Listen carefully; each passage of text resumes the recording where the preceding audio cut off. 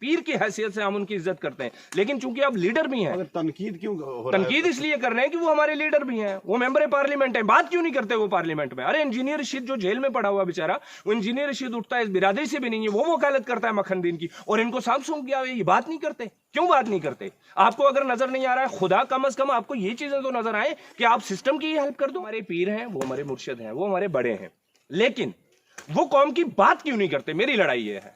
और ये अगर ये कहना कुफर है। नोट तो आया था मियां साहब। प्रेस नोट से क्या होता है? मियां साहब प्रेस नोट देने के लिए जीते हैं क्या? मियां साहब ने प्रेस नोट देने के लिए लोगों ने वोट दिए थे क्या? लोगों ने उस वक्त ये सोचा था कि एक तो हमारे पीर हैं, इनको हमसे ज्यादा मोहब्बत है। अगर आपने दुआ भी मांगी है तो चुपके चुपके दुआ मांगी है, आप ऊंची आवाज में दुआ भी नहीं मांगते। वजह कि आपको लगता है कि आपका सिस्टम आपसे खफा हो जाएगा। आज हम लड़ रहे हैं, हम फाइट किए, वहां पे आर्मी के खिलाफ हमने बात की, वहां पहुंचा, मैंने काम किया वहां पे। बात मुझे बताइए, वो मुझे बताइए। आज अगर मक्खन दीन भाई को मार दिया गया वहां पे मैं पहुंचा, मेरे पास 50 के करीब ऐसे लोग हैं, उनकी लिस्टें मेरे पास मौजूद है, उनके बयानात मेरे पास दर्ज हैं, जिनको जेलों में फेक केसेस के अंदर डाला हुआ है। मैं फायदा उठा रहा हूं। एक मासूम बेचारी औरत जिसके पाँव में मर्दों वाले जूते हैं, वो दिन भर अपनी भेड़ बकरियों के साथ होती है, उसका बेटा जेल में मिलिटेंट सियासी फायदे के लिए तालिब ये मैं क्या हूं? मैं एमपी बन गया क्या? सियासी फायदा? मैं एमएलए बन गया, मैंने कोई कोठी खरीद ली, कोई गाड़ी खरीद ली? मेहर अली साहब की तरह मेहर अली साहब ने, पता है आपको क्या है, सोनामर्ग के अंदर जो जोजिला टंडल बन रहा है, उसके अंदर सबसे बड़ा ठेका मियां मेहर साहब का है। कहां से पैसा आया? इसी बिरादरी का है ना।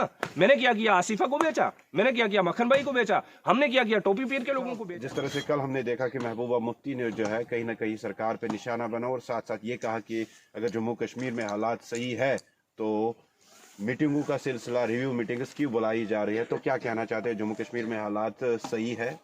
बहुत बहुत शुक्रिया तौसीफ साहब।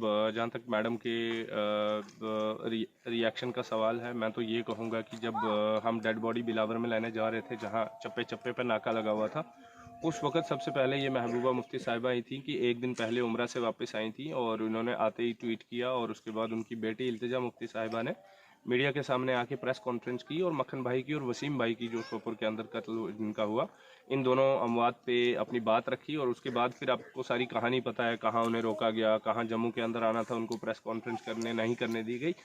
तो मैं इसी चीज़ के साथ जुड़े हुए आपसे एक अर्ज़ करना चाहता हूँ कि ये बड़ी ज़रूरी बात करना है कि देखें, हमने जैसे ही पार्लियामेंट का इलेक्शन आया तो मैंने खड़े होके ये कहा कि ये लोग बात नहीं करेंगे हमारी। कौन लोग?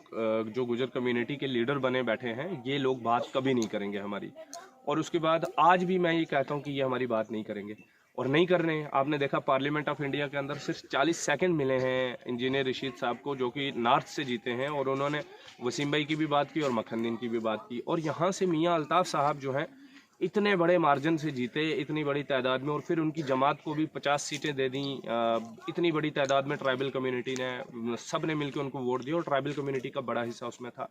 उनके कहने पे कि जनाब इनको वोट दीजिए, हम आपके काम करेंगे। तो क्या काम करने थे? आज कुछ नज़र नहीं आ रहा।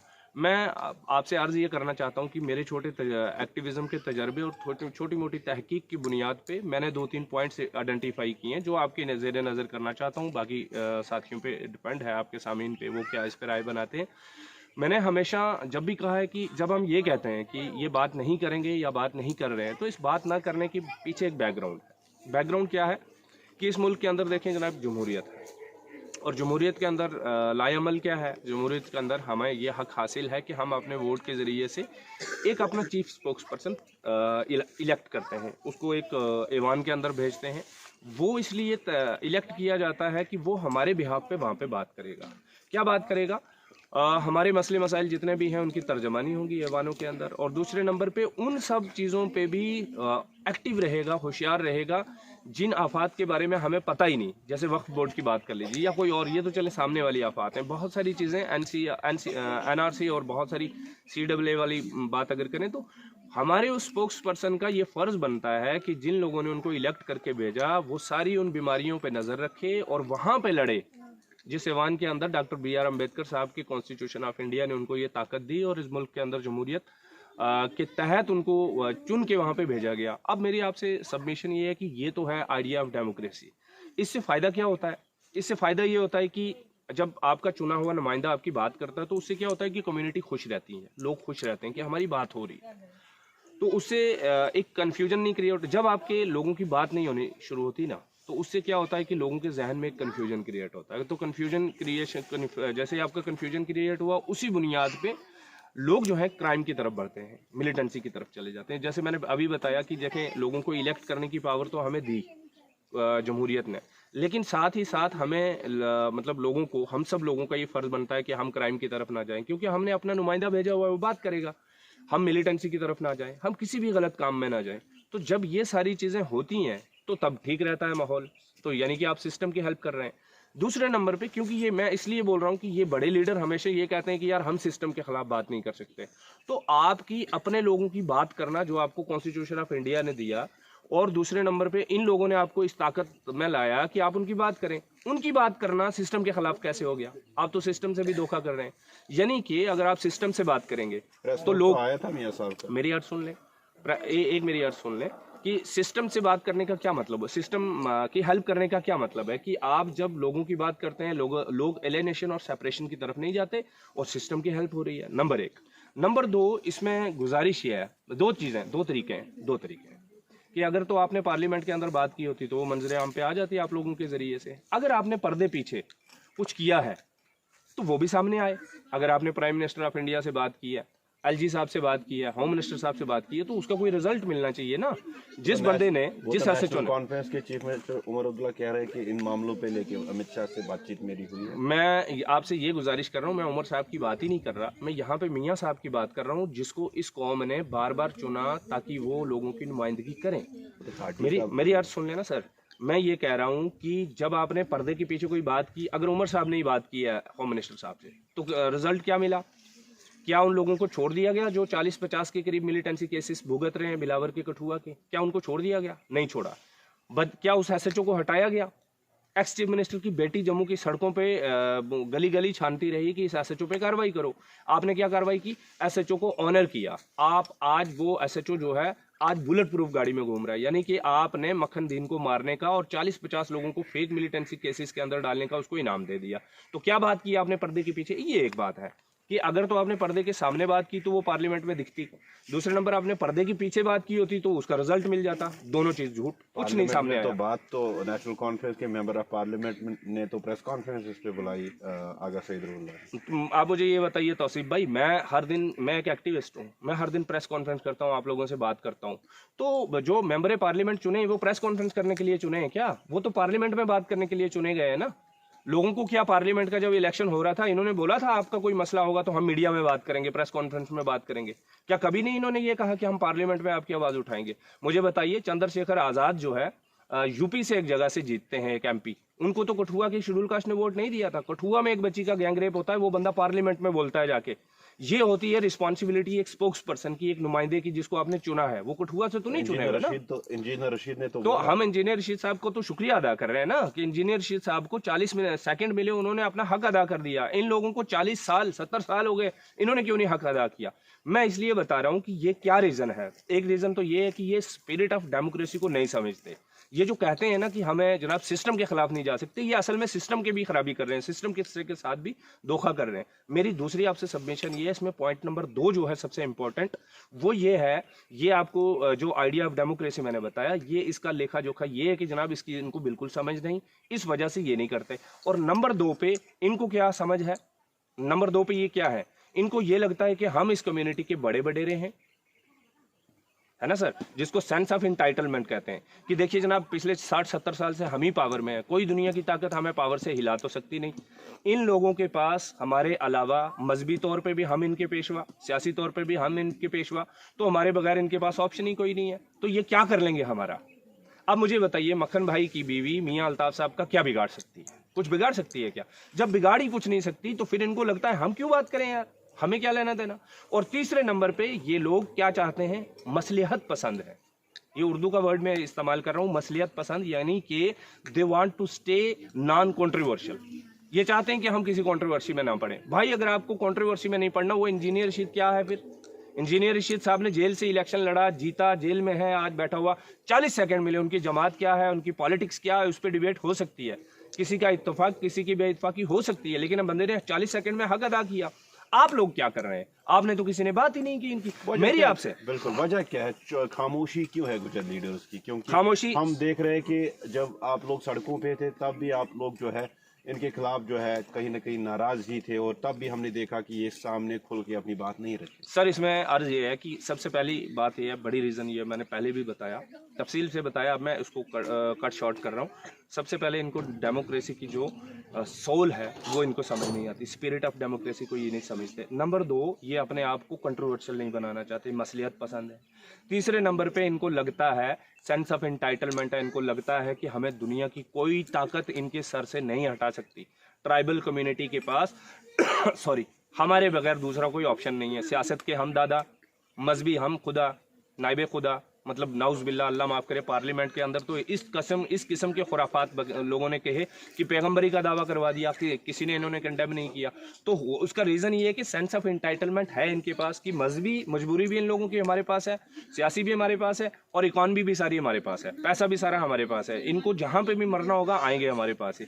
तो ये एक बड़ा मोटे तौर पर ये 3 नुक्ते हैं जो इनके जहन में है, और उसी वजह से इन लोगों की बात क्यों देते हैं? क्योंकि हम देख रहे हैं कि अब जो कम्युनिटी है वो पढ़ी लिखी कम्युनिटी है, कम्युनिटी में IAS ऑफिसर भी, KAS ऑफिसर भी, बच्चे यूनिवर्सिटियों में पढ़ रहे हैं। तो जब इतना सब कुछ जो है लोग देख रहे हैं, बच्चे देख रहे हैं, तो फिर भी वोट क्यों कास्ट करते हैं इन्हीं लीडरों?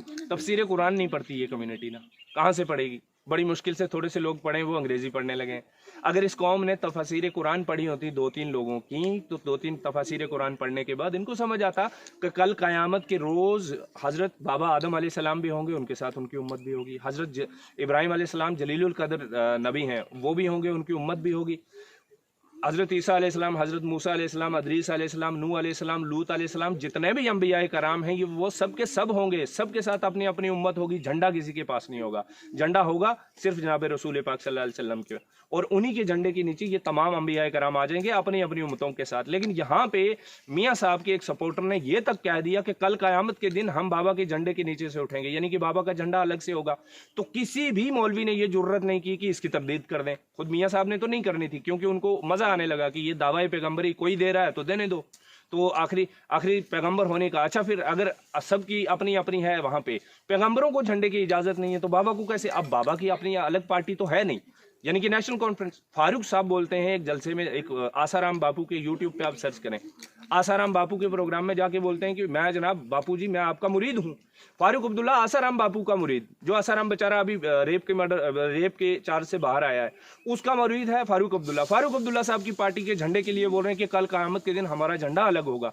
तो इसको फिर आप बोलते हैं कि वोट क्यों नहीं देंगे? वोट आप लोगों को नजर ही नहीं आ रहा है, लोगों को ये नहीं समझ आ रही, क्योंकि ये जितने भी पावरफुल लीडर्स हैं हमारे ट्रेडिशनल से, ये नए लीडर किसी को पनपने नहीं देते, किसी से नए आइडिया को नहीं पनपने देते। क्योंकि मैंने कहा ना, आइडिया ऑफ इनको जमहूरी आइडिया ऑफ जो बिल्कुल डेमोक्रेसी नहीं पता है। बिल्कुल तालिब साहब, हमेशा बताया जा रहा है कि तालिब जो है कहीं ना कहीं इन चीज़ों का फ़ायदा उठाता है जब भी गुजर बकरवाल कम्युनिटी के अंदर कोई मामला सामने आता है, और कहीं ना कहीं कम्युनिटी को गुमराह करने की भी कोशिश करता है। मैं बिल्कुल फ़ायदा उठाऊंगा, मेरे लोगों के साथ ज्यादती होगी, बिल्कुल फ़ायदा उठाऊंगा। कठुआ के अंदर जब मासूमा को कत्ल किया गया, मैंने उस पर बात की, क्या फ़ायदा उठा लिया? मैंने घर बना लिया। महर अली साहब, मियाँ अल्ताफ साहब के बेटे हैं, खरबों की गाड़ी है उनके पास, मैंने कोई गाड़ी खरीदी? मुझे उस वक्त ऑफर कर रही थी गवर्नमेंट, मुझे ऑफर कर रही थी बीजेपी, मुझे ऑफर कर रहे थे वो लोग जो जेल में हैं आज, वो सारे खरबोंपति अमीर तरीन लोग हैं, चंदा करके दे रहे थे मुझे करोड़ों में रुपए दे रहे थे। मैंने सौदा किया? अब बताइए मैंने क्या फायदा उठाया? और टोपी पीर में लोगों की कत्ल कर दिया, आपने बात नहीं की। अगर आपने दुआ भी मांगी है तो चुपके चुपके दुआ मांगी है, आप ऊंची आवाज में दुआ भी नहीं मांगते। वजह कि आपको लगता है कि आपका सिस्टम आपसे खफा हो जाएगा। आज हम लड़ रहे हैं, हम फाइट किए, वहां पे आर्मी के खिलाफ हमने बात की, वहां पहुंचा, मैंने काम किया वहां पे। आप उसके बाद मुझे बताइए, आज अगर मक्खन दीन भाई को मार दिया गया वहां पे मैं पहुंचा, मेरे पास 50 के करीब ऐसे लोग हैं, उनकी लिस्टें मेरे पास मौजूद है, उनके बयानात मेरे पास दर्ज हैं, जिनको जेलों में फेक केसेस के अंदर डाला हुआ है। मैं फायदा उठा रहा हूं। एक मासूम बेचारी औरत जिसके पाँव में मर्दों वाले जूते हैं, वो दिन भर अपनी भेड़ बकरियों के साथ होती है, उसका बेटा जेल में मिलिटेंसी सियासी फायदे के लिए तालिब ये मैं क्या हूं? मैं MP बन गया क्या सियासी फायदा लेके? मैं MLA बन गया? मैंने कोई कोठी खरीद ली, कोई गाड़ी खरीद ली? महर अली साहब की तरह महर अली साहब ने, पता है आपको क्या है, सोनामर्ग के अंदर जो जिला टंडल बन रहा है उसके अंदर सबसे बड़ा ठेका मियां महर साहब का है। कहां से पैसा आया? इसी बिरादरी का है ना। मैंने क्या किया? आसिफा को बेचा, मैंने क्या किया? मक्खन भाई को बेचा, हमने क्या किया? टोपी पीर के लोगों को बेचा क्या? हमने किसी की बात को किया? हम खुदा के फजल से सिर्फ एक के सामने जवाब दे हैं, वो हमारा रब्बुल इज्जत, हमारे पीर साहब हैं, पीर की हैसियत से हम उनकी इज्जत करते हैं। लेकिन चूंकि आप लीडर भी हैं, तनकीद क्यों हो रहा है? तनकीद इसलिए कर रहे हैं कि वो हमारे लीडर भी हैं, वो मेंबर पार्लियामेंट है, बात क्यों नहीं करते वो पार्लियामेंट में? अरे इंजीनियर रशीद जो जेल में पड़ा हुआ बेचारा, वो इंजीनियर रशीद उठता है, इस बिरादरी से भी नहीं है, वो वकालत करता है मखनदीन की, और इनको सांप सूंघ गया, ये बात नहीं करते। क्यों बात नहीं करते? आपको अगर नजर नहीं आ रहा है, खुदा कम अज कम आपको ये चीजें तो नजर आए कि आप सिस्टम की हेल्प कर दो। आप सिस्टम की भी हेल्प नहीं करना चाहते। देखिए कठुआ के लोगों को आपने 40-50 लोगों को आपने मिलिटेंसी के केसेस में अंदर डाला हुआ है। कल को उनके बच्चे एलियनेट होंगे कि नहीं होंगे? वो सेपरेशन की तरफ जाएंगे कि नहीं जाएंगे? गलत काम करेंगे कि नहीं करेंगे? जो कि नहीं करने चाहिए। हम बहुत जोर से कहते हैं नहीं करने चाहिए, करेंगे। जब उनका लीडर बात नहीं करेगा उनके, तो वो क्या करेंगे बेचारे? पुलिस तो उठा उठा के ले जाएगी ना। एक SHO आ जाए, कल एक और आ जाएगा। एक पुलिसिंग जो होती है ना, आइडियोलॉजिकल पुलिसिंग जो आज की डेट में हो रही है जम्मू के अंदर, प्रोफेशनलिज्म छोड़ दिया हुआ है पुलिस के कुछ ऑफिसर्स ने। बाकी सारी पुलिस बहुत अच्छी है। यही पुलिस है जब आसिफा के केस में चीफ जस्टिस ऑफ इंडिया के सामने, मिश्रा साहब के सामने, जब क्राइम ब्रांच ने रिपोर्ट पेश की, तो उन्होंने कहा कि मैंने अपनी जिंदगी के अंदर कभी भी इस तरह की रिपोर्ट नहीं देखी है साइंटिफिक। तो यही पुलिस है, आज वो धब्बा ले रही है चंद एक पुलिस ऑफिसरान की वजह से। तो मेरा क्या अर्ज इतनी है, वो हमारे पीर हैं, वो हमारे मुर्शिद हैं, वो हमारे बड़े हैं, लेकिन वो कौम की बात क्यों नहीं करते? मेरी लड़ाई ये है। और ये अगर ये कहना कुफर है, नोट तो आया था मियां साहब। प्रेस नोट से क्या होता है? मियां साहब प्रेस नोट देने के लिए जीते हैं क्या? मियां साहब ने प्रेस नोट देने के लिए लोगों ने वोट दिए थे क्या? लोगों ने उस वक्त ये सोचा था कि एक तो हमारे पीर हैं, इनको हमसे ज्यादा मोहब्बत है। महबूबा मुफ्ती के खिलाफ छोड़ो, आप मैडम को मत जिताओ, किसी और को भी मत जिताओ, आप जिताओ मियां साहब को। लेकिन लोगों की क्या जहनियत होती है? लोगों का ये होता है कि जनाब जब हमारे बच्चों की जान का मसला आएगा ये बात करेंगे, हमारी बेटियों की इज्जत के मसला आएगा ये बात करेंगे, हमारे बुजुर्गों की बुढ़ापे का मसला आएगा ये बात करेंगे, हमारी जान का मसला आएगा ये बात करेंगे, हमारे माल के तहफ़्फ़ुज़ का मसला आएगा ये बात करेंगे। कहाँ कर रहे हैं? बड़ाल में 17 लोगों के कत्ल हो गए, कोई बात की? कोई लड़े? मियां साहब आए?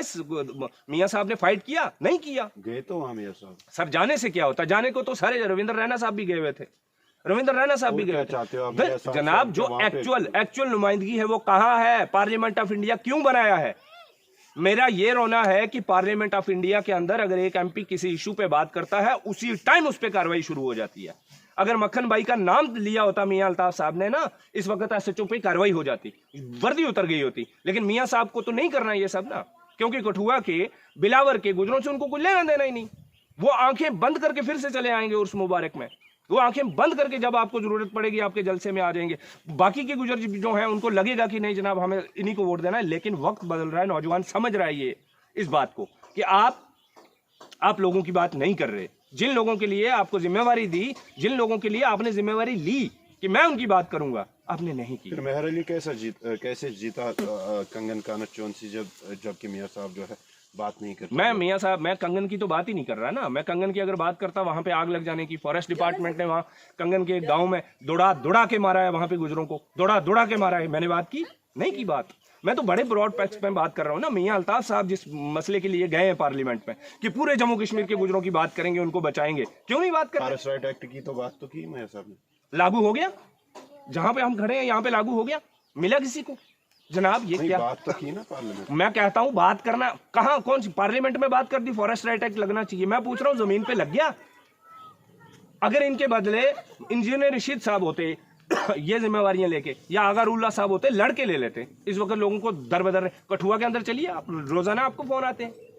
ये जम्मू में क्या किया परसों? गार्ड ने पकड़ के मलकियत जमीन में से पेड़ काट रहा था, वो बंदा मारा उसको, बाद में राणा साहब ने एक्शन ले लिया। ठीक है, अच्छी बात है। आप कठुआ में चलिए, हर दिन घर गिराए जा रहे हैं, इनफैक्ट मलकियत जमीनों पे से गिराए जा रहे हैं। कहाँ है फॉरेस्ट राइट? चलो शुक्रिया। ये थे हमारे साथ तालिब हुसैन, इनसे बातचीत।